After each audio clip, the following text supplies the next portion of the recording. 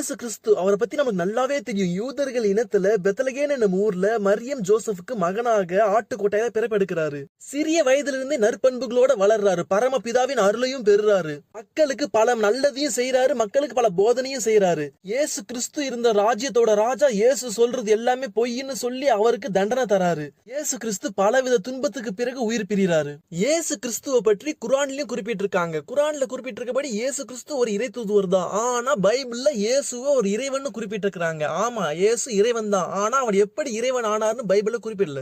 இயேசு கிறிஸ்துவ பற்றி 18 வயசு வரைக்கும், அதுக்கப்புறம் 30 வயசுக்கு மேலதான் பைபிள்ல குறிப்புகள் இருக்குது. அந்த இடைப்பட்ட காலத்துல அவர் எங்க போனாரு, என்ன பண்ணாருன்னு எந்த குறிப்புகளும் பைபிள்ல இல்ல. அந்த இடைப்பட்ட காலத்துல இயேசு கிறிஸ்து இறைவனோட வழிகாட்டலால இந்தியாவில இருக்கிற இமயமலைக்கு வராரு. நீண்ட காலங்கள் ஒரு குகையில தியானம் பண்றாரு.